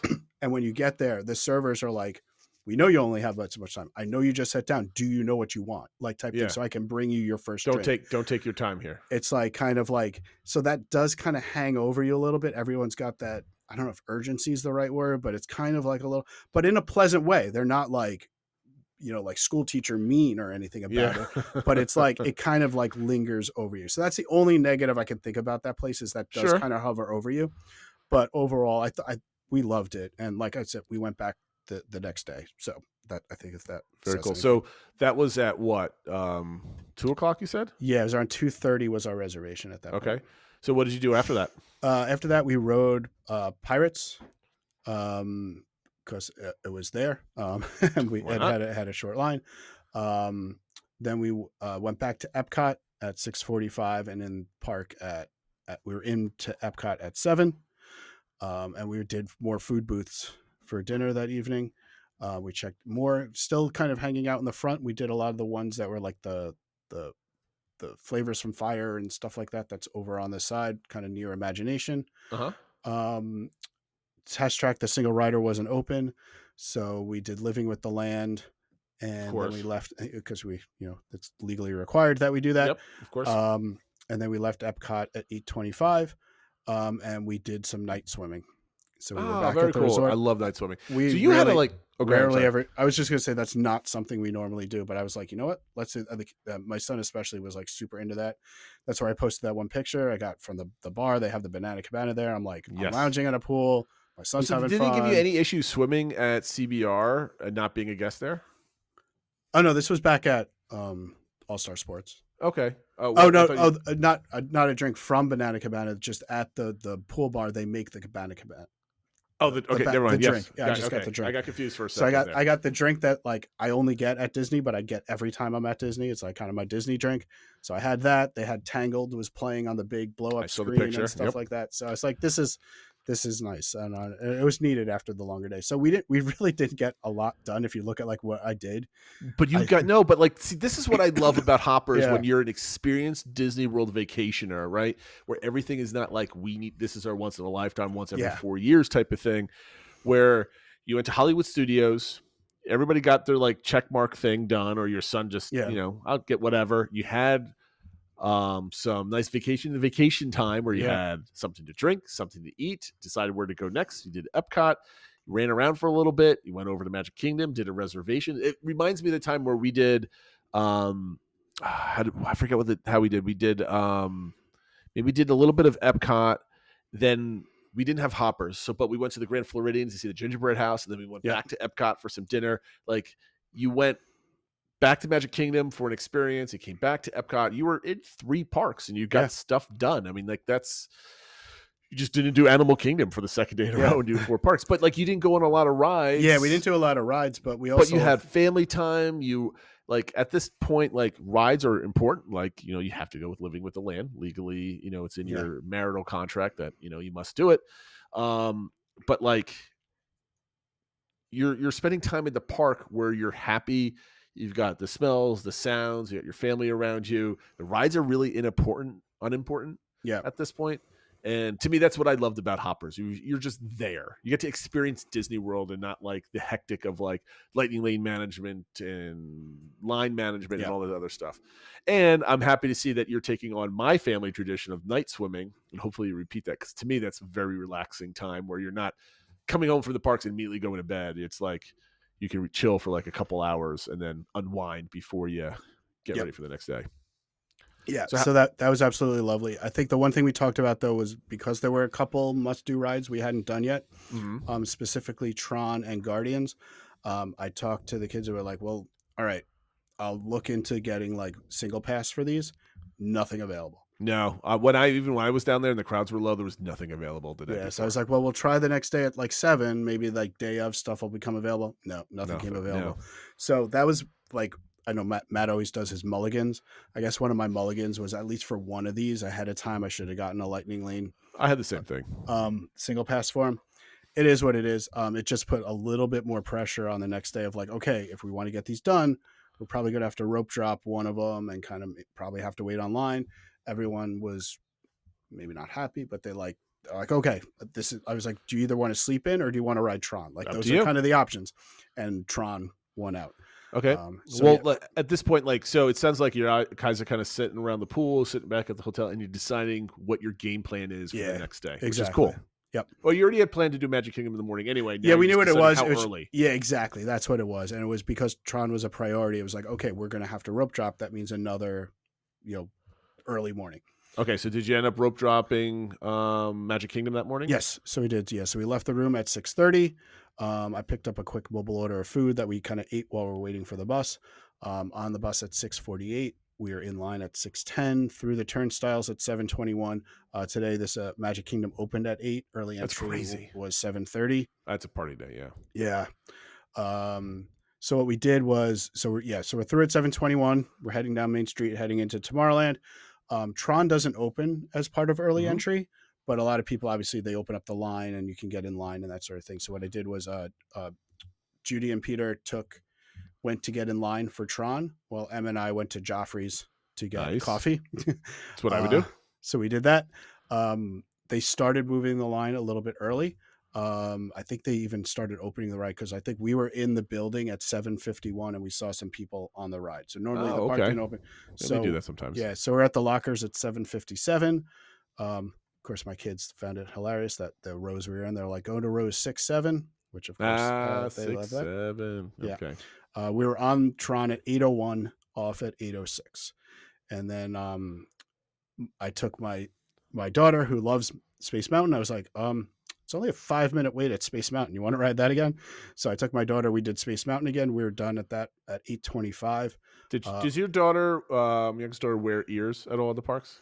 She brought some with her, but she didn't wear them at all this trip. I mean, our family has like 20 of them, right? So we pack all of them every time we go. My daughter found some awesome looking Space Mountain ears. Oh, okay. That's her favorite ride also. Like that's her must do everywhere. And she found some, like now those are her favorite pairs. Nice. I was just wondering if you saw No, them. she has a couple and she has Stitch ones that she really likes to wear that she brought with her, but she never like wore them. So I don't know. I guess the girls in my family, they all prepare the night before what ears they're wearing. It's a whole thing. That's how we are with our magic bands. What magic bands you wear tomorrow? That sort of thing. So my wife and son went to do Speedway again. Nice. They were like, oh, well, you guys will take longer. We'll do Speedway, and then maybe we'll do the People Mover, and then you guys can meet us and we could do People Mover again. Speedway took like 3 times as long as Space Mountain did. I think it's just Space Mountain was that quick. So we got this new bubble bread thing that was at Launching Pad to have a snack. It was basically kind of like monkey bread. Was the new snack stand open right over there? It was open, but they had popcorn or like those churros with the Coca-Cola sauce. I asked my daughter if she's like, that does not sound good. I do not want how did the building look in person? It looks great. It looks fantastic. And it looks more open and it looks, especially at night, you can see the lights going and stuff. It looks great. They just don't have very much to offer as far as I guess that could change over time, like whatever. I'm sure. I don't really care what they sell there. There's plenty of stuff to buy everywhere else. Sure. I'm just curious about what the aesthetic looks like in the rest of the park. But it looks cool. But I'm glad that like in person, when you're standing next to it, it kind of fits in. Yeah, absolutely. Nice. Yeah. So we did People Mover all together. At this point, this day was the first day that was starting to get cold.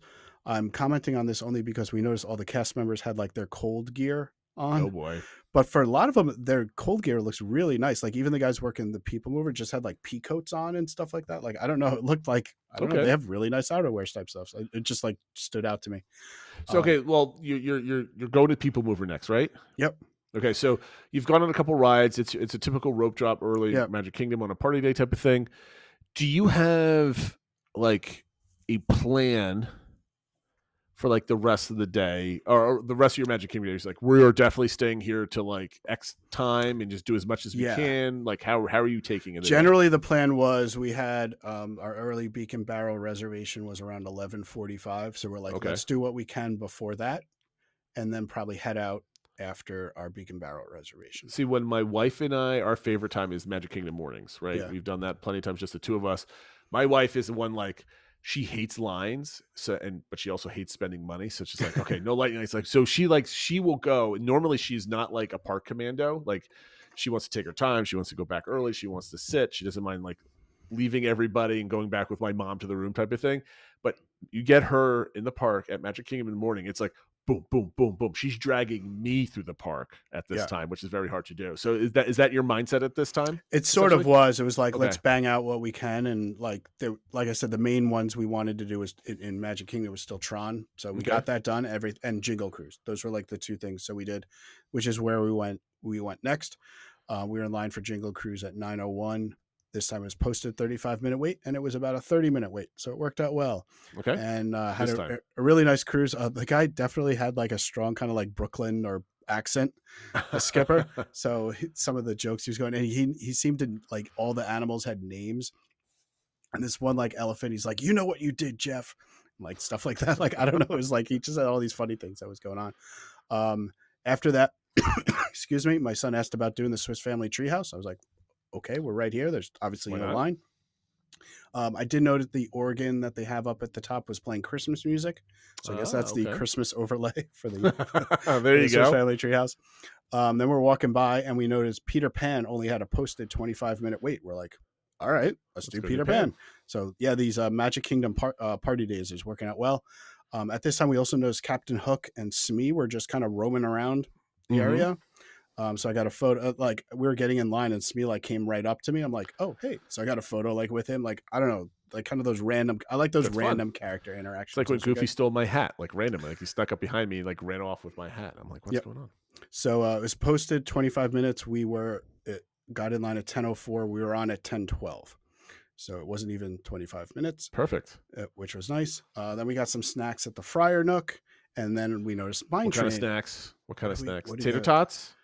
We got, I think it was still breakfast stuff. So it was a breakfast sandwich, another like bagel with sausage and egg and cheese and stuff. That was actually like really nice sausage, and it came with tater tots. Yeah. Did it have like the pretzel bread, or did it have? No, it was like it was a bagel. It was a bagel. Yeah, that's even worse. Because now there's 3 types of breads that they serve. They do a croissant sandwich sometimes. They do a pretzel bread sometimes, and I've never had a bagel there before. So the croissant is absolutely fantastic. Yeah. The pretzel bread, it's mid, right? It's not bad. It's just I don't want that early in the morning. And I can't imagine a good bagel at Disney World. Like it's just like a Dunkin' Donuts. It was bagel. a plain, it was like a plain Dunkin' Donuts. It certainly got the job done. It's certainly not the I've had. I forget where we were recently. We got this. I was like, I can't even eat this. This bagel is that bad. This was certainly edible. And the sausage on it was really good. So it got the job done. Excellent. Got another coffee, and I think the kids got hot chocolate and stuff like that. Again, it was kind of a good coffee from the Nook. It was fine. I mean, the coffee I got a Jamaican coffee from there. It was absolutely dreadful. Like the worst coffee I've ever had at Walt Disney World. I got from there. It's like they batched it somewhere else and sitting in a plastic container. Ugh, it was awful. Okay, glad it was good. Glad it was good. So we did Mine Train. It did go down, and so we were again getting antsy. Like, oh god, we're gonna have to get out of line again to go to get to our Beak and Barrel. It opened back up. We were going to be a few minutes late for Beak and Barrel. We got there like my wife's like not sprinting, but she's a quick walker, so she was going through it, like kind of power walking and checking in online. We got in no problem, but it was a little hairy and stuff like that. But how long from the line to getting off of Mine Train were you? How late were we for the? No. Like how you said you went on Mine Train? Yeah, so we got in line at 10:39 and we were on at 11:50, so it was just over an hour. Okay, yeah, so it was a good amount of time. It was posted like 40 minutes, so it was a little bit longer than. Fair enough. Okay, so you're going back to Beak and Barrel. I know why you're going back. Yeah. Is there anything in your mind that you wanted to accomplish, or you're just going in there because I just loved it so much? I just wanted to. It was definitely more the latter, and it was like let's try some different drinks and stuff like that, and try some of the different food and stuff, and let's make sure we see other things. We got another great spot. It was another similar table that we had before, but it was in the room right. We were basically not right next to, but like directly view onto the ships in a bottle. Can you request a room or ask if there's a choice? So you can't request. We did see, because there are a number of like sort of counters where there's like stools at, and you can get put at those. There was a 2 women that got put at one of those, and they were a little on the larger side, and they were basically like told their server like, I can't sit at this stool, like I'm just like health wise I can't do this. And they said, well, have you ordered yet? And they said, no, we haven't put in an order yet. Like, okay, well, you can go, if you go back outside and kind of reset everything, we can look for another spot for you. Okay. So it's not like, hey, I prefer this, but no, they've got a space for you and you're going to get put in there. You're going to get put in that. And if there's a very strong reason why, you can ask politely. Yeah, these people very much ask politely and that sort of thing. And they it sounded like if you had put in your order though, you would have had to stay, but because they hadn't ordered anything Good yet. Tip. Yep. Good tip. So going back in, are the feels the same, right? Like this is awesome, having a good time, or is it like did the polish wear off a little bit going back a second? No, it was different though, because it wasn't as like, what is it going to be like? It was more of like, we know we love it. Like, let's experience more of it and make sure we see other things. I took a little more time to go up and look at like, they have like the cork board with all the advertisements and stuff. And I was like making sure I did things like that. Made sure the family got up and like saw other things. We got to see the ship in a bottle battle and thing like that, which was really cool. I still am not entirely sure how they do it. It's not projections. Those are physical boats in there that light up cannons, and one of them sinks and stuff. It's really cool. We tried some different drinks, and then for our first one, and then we both got what thing we liked our favorite for our second one, which I went for the beer actually. And my wife really liked that Royale So punch I'm a one. huge sour fan, and I'm gonna see if I can find that somewhere. Yeah. Because that sounds really good. And then we got the provisions again, and we got one of the corn cakes, the one with the chicken.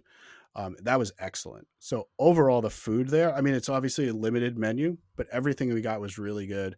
So yeah, I really have nothing bad to say. I really, everyone should try to get in there.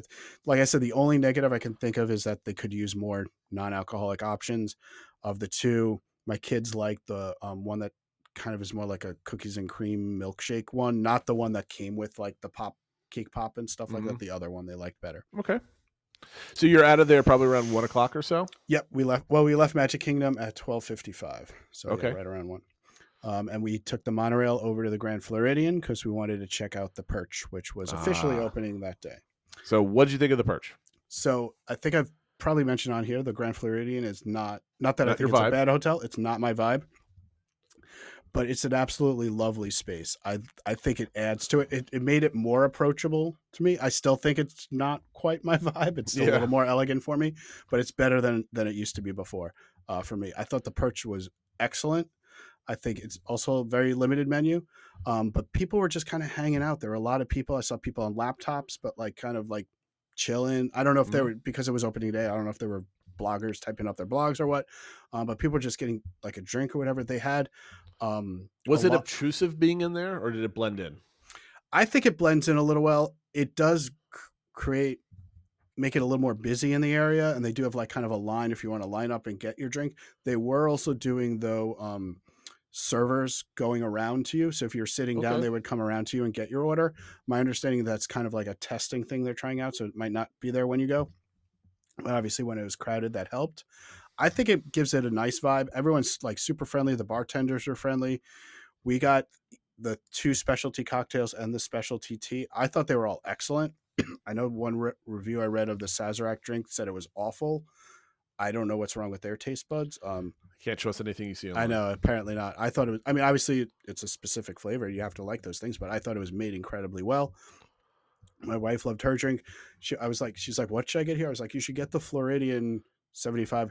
And there were like 3 other women sitting there like, you should get that. Like so it's like recommendation. Yeah. So it is definitely the popular drink and stuff like that. So I think it's worth, like, if you're doing a resort, like a monorail crawl, or like us just in between hopping to Epcot, I think it's worth a stop. I mean, it's not something we have to go to every single trip or something like that.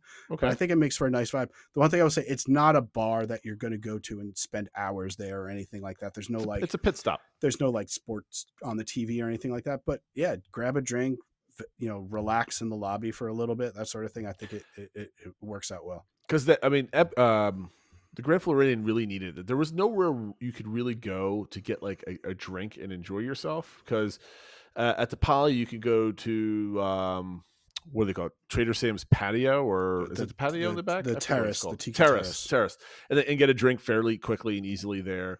The Contemporary has a couple different places where you can Poly has the drink. bar upstairs too. That's true. Ohana and stuff. Yep.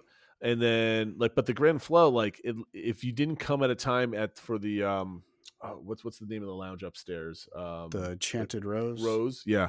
Like, if it's somewhat busy, you're on a waiting list. Like, you got to get your app out and all this other type of stuff. They have a good pool like Espero's Grill and stuff, but that's not the same. Like, no. there wasn't really a place to just grab a drink in the. Well, I mean, like, I love doing a monorail crawl. Yeah. And the Grand Floridian was a place where you just kind of ended up, and you're like, all right, let's kind of look in the shop, and then I guess we're done, and we go, right? Like, whatever. So, like, I'm looking forward to being able to do that. That looks a lot of fun. So you're done there, and you're off to Epcot to complete your achievement of having Epcot food every day that you're there. Correct. Yeah. So we got to Epcot at 2:39. We went over to try to do Test Track Single Rider, and it worked out great this time. We got in line at 2:56. It was a posted 135-minute wait. Like I said, it's supposed to be a crowded day at Epcot today. The last of the 4 of us got in a car at 3:05, so it took us 9 minutes. I mean, that's awesome. I can't wait until all of my kids are old enough to be able to or them feel safe enough to be on a ride by themselves. Yeah. I mean, it works out it's almost every car has one, so it's like not big of a gap. It even worked out. My my daughter and I were the last two, and we were in the same car. She was Oh, just that's in cool. the front row. I was in the back row. So it worked out well. Then we started. Now it was like, okay, let's go into World Showcase. We haven't really done that yet this trip, so that was going to be the rest of the focus. Actually, sorry. Before that, I stopped at Joffrey's to get some actual good coffee. Excellent. And some other drinks. I think we got 3 drinks because we were going to get in line for Guardians. We were like, okay, this is the time. It actually had gone down to about, most of the times we were checking, it was around 85 minutes, sometimes even over 100. It was down to 65. So I'm like, this is probably the best we're going to do. So if we're going to do it, we're going to do it now. That's kind of like when my kids really wanted to do Rise, and my wife and mother went back to the room like, hey, it looks short, it's having some troubles, but like this is our only chance to go do it, and we're in line for like 90 minutes. But like sometimes you just gotta like either do it or like you don't. And and I gotta say it felt like the line moved fairly well. I mean, obviously it's, there's some spots where it stops and stuff, but we all had our drinks and like the line was moving, and I don't know, it wasn't that bad really. It posted 65 minutes. The line app said only 34. I don't know if Len's testing, but I found the Lines app to be way off this trip. It was like way underselling what things were. So I don't know. It's only as good as the people putting in times, right? So maybe like not rely on it very much. We're to the first pre-show at 4:17, on the ride vehicle at 4:29. So it's just about an hour wait. Okay. So, and by the, I mean, I don't think anyone was thinking they were still doing it, but they weren't doing that test where they were like splitting the rooms and was like back to normal. Back to normal. So everyone rushed over to the right side of like normal. Then we headed into World Showcase. My son wanted to get guacamole, so we got it at the quick service in Mexico. Okay. Good choice. We were going to go on Grand Fiesta. The line was not even just the back and forth, switchbacks that they have outside. It was then all the way out that pretty much up to the where the ramps go down. It was to the bottom of the ramp. We're like, was all the walkways like packed and stuff? Yeah, there it was really crowded. It was jammed, huh? So then we did food booths. We went to about 5 or 6 various food booths. This is when it really started getting freezing. It was so cold. It was literally in the 50s. And it was in World Showcase. The wind was whipping off the lagoon, and it was like, I don't know. We were like, it was unpleasant. It was at that point. That's what it was for my Disney World trip 2 years ago. Literally 2 years ago. It was 23. Where we're like it was unpleasantly cold. Like we went shopping at Walmart that trip just to get clothes. Yeah. So it was rough. We ended the trip getting crepes for the kids at the creperie over in France. It was funny. They like got them. I'm like, okay, we'll cut it up and then we'll start walking. Next thing I know, they're throwing it. I'm like, did you guys like, no, we finished it. They inhaled those things. I was like, oh my God. Like, all right. That was a good purchase, I guess. All right. What we decided to do, partly because we were tired and cold and that sort of thing. And my wife, I don't know what she did. She tweaked something in her foot. I don't know, but her foot was kind of bothering her. When you start running towards Beak and Barrel. I guess so. So what we decided to do is we left through the International Gateway, took the Skyliner over to Hollywood Studios just because it was a shorter walk than to the buses versus walking all the way to the front of Epcot. Sure. And so we did that, got on our bus. Smart. I don't know who was in charge of the ceiling fans out by the buses, but they were blowing as fast as they could possibly blow. We're like, it's 47 degrees. We do not need these fans. Everyone was like, what is going on? But so we got on the bus back to the room. This was, I think, the lowest. I'm not sure if it was the lowest step, but another 20,009 steps that day. So definitely got my steps in for the trip. All right, and then obviously next day we got up very early to kind of pack up and go because we didn't know how things were going to be at the airport and everything like that. It turned out to not be bad at all. So we got there probably a little less earlier. people, right? Yeah, I think that's what happened. All right, so got home fine. So yeah, nothing really to report on the last day. As expected, this trip it unfolded like I thought it was as you were telling the story, and I was kind of skimming over all of your reports and reading through what you were doing. Now, what are your overall thoughts on park hoppers, and do they bring value to the point where you're like, I can't do the parks without park hoppers unless there's some crazy deal? It definitely brings value to the park. I always go back to it depends what you're trying to accomplish that trip. So I don't think it's to the point where I have to get hoppers every trip, but I very much can see us doing it probably more often. Let's say like your next time, like you're going in 2027, right? Yeah. Like it's, you're not going next year because you're going overseas. So your next 5+ day trip that Yeah. you're going there. At this point, would you right now buy hoppers? I would say more likely we would than not, especially knowing like what we're leaning more is these less frequent but longer trips. Mhm. Like once you add the per day cost of adding hoppers $90, so low, $90 a person. it's like I think in those cases we definitely would. If we're doing more of these shorter trips, I don't know if I always would, but I think I mean, like a shorter trip, you're going down for a specific purpose. Yeah, to exactly. do blitz the parks. I'm talking about a vacation, right? Yeah, Like, I where think- you're not going for 2 days. I think knowing like how it added that flexibility and how we could just jump to Beak and Barrel or whatever, I think more often than not, if it's a longer trip, we will be adding them. Well, okay. So now you've come over to the hopper side. It's not the dark side, right? Because there's no darkness here. But like you're on my side. You've been enlightened like I was with the ability of the hoppers. Does this affect the way you potentially like? Because we're always constantly planning Disney vacations in our head just for fun, because that's the type of people we are. Does this take away the funness of planning a Disney vacation to you at all?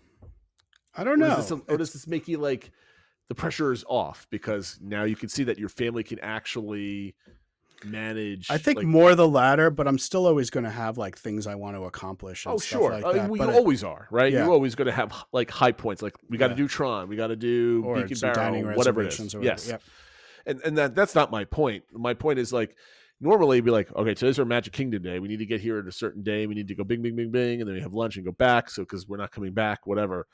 I don't even need to go into this because I preach this stuff on my trip report with like how we really were like just free of going everywhere, changing our plans up and stuff like that. How was it? Sounded to me like you certainly had a vacation in the vacation. You found it like every quarter of day, right? Like you had a vacation in the morning and the afternoon and at lunchtime and after hours, that sort of thing. Would you say that you had moments of vacation in the vacation throughout the day all over the place?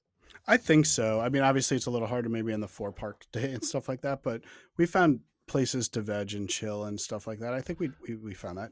I mean, like to me, a vacation in the vacation doesn't mean that you're sitting down doing nothing, right? Like it doesn't mean that you're relaxing. A vacation to vacation is, to me, is at Disney is you don't have the pressure of schedule. You don't have the pressure of having to do this ride or that ride or whatever. Like I need to get and you're never thinking, am I getting my money's worth? Yeah. Right. So if you're able to live in the moment, whether you're sprinting from ride to ride, because that's what you want to do, or you're in the Beak and Barrel enjoying beverages and having laughs with your family, like to me, that's vacation to vacation. You can have a hectic vacation to vacation because that's what you want to do. Right. So it seems like I remember when we met for the first time in Magic Kingdom and like, okay, we had a window, like this is the time we can meet Jason right after the parade. And like, but I got to go, and you sprinted off to Main Street because you had to do a thing and whatever. And you had your whole schedule and I can see it in your eye. I'm like, okay, that's cool. But it seems now, granted, it's more experience, more age and everything else on top of that. But like, it seems to me like you just like, you're just happy to be there and you take what comes to you. That's what I got from your story. I think so. Yeah. I mean, I definitely feel like maybe less on that last day when it kind of caught up to us. We're like, well, there's still like 4 or 5 things we have to do, like that were quote unquote must do's. But I definitely felt it during the first 2 days, especially that second day, which I definitely am glad we planned that to be kind of a more like low key day where it really felt like, what do you want to do? Okay. Do you want to do anything else in this park? No. Okay. Well, let's leave this park. Like it definitely felt much more like just going with the flow and stuff. It did put a little more pressure, I think, on that last day to get in what we wanted to, but it made that a very relaxing day. But now imagine a vacation where you have, what did I have? 8 days in the parks? So almost triple the amount here. Like the pressure really goes away at that point. And it's just like the whole park is your playground. What do you want to do today type of thing? And at that point, you're only dictated by like where you want to eat today type of thing with ADRs and stuff like that. So I'm really happy that you were able to experience Disney World in a different way, especially with your family. Was your older daughter, jealous for the way you did the vacation versus like, her doing her own thing with her friends? I think so. I mean, I think she had a lot of fun with her friends and stuff. Although of course, I do a know different experience too. I do know by the end of it there were some arguments and stuff going. Of course, like that. There never isn't. Because I think my daughter. Well, I think what happened was she by far had the most experience. A lot of the kids they were going with had never even been, so it was kind of like, okay, you're you're the leader. You tell us what to do, blah, blah, blah. And then by the end, they were like, well, we really want to do this. She's like, okay, but that's a bad idea. Like, like that type she's of making thing. you proud. That's great. So there were, I think, some arguments by the end of it. But I think she had a lot of, I mean, she kept sending, or we kept seeing, because they would load onto our thing, like the ride photos. And I was like, oh my God, she's having a blast. Like, it's fun seeing these photos of her and her friends and That's stuff. cool, yeah. But I definitely think she knows that she prefer an organized trip that I've planned and like structured and stuff like that. Well, I mean, like, but when you're all done and you're exchanging stories when you guys get home, you did a different vacation than your normal planned vacation. Yeah. Was she jealous or interested in learning more about like hopping around? We haven't, was that to be really perfectly honest, we both got up, like, she didn't get home until midnight last night and then had to get up early. So you even had a chance to like. We haven't really yeah? even debriefed, to be perfectly honest. And I was away all day in New York City, so like we really haven't connected at all. So I have to ask her, talk to her about that as we talk about our experiences with hopping and stuff like that, and if she feels like she liked her way or our way of doing it. I'll have to get her thoughts. Very good. No, I appreciate the story. I'm having flashbacks to my own vacation, because you basically did it exactly the way I did it, where you had points to hit. I love how you had like, I just drudged through 4 parks in one day, but the next day I'm just doing 3 parks in one day. I just skipped the morning part on it. Yeah. I find that hilarious and amazing. And then we're down to only 2 parks the last day. So. Only 2. There you go. I think we're going to skip the DVC engagements Disney survey. We're going to do kind of, we'll gamify it a little bit next week, and then have the DVC engagement for the following week on there, because we're almost at the 2-hour mark. Yep. And I kind of want to go to bed at this point. All right. No, that sounds like a plan. Yeah. So everybody, thanks for watching and listening. And we'll catch you next week. Take care.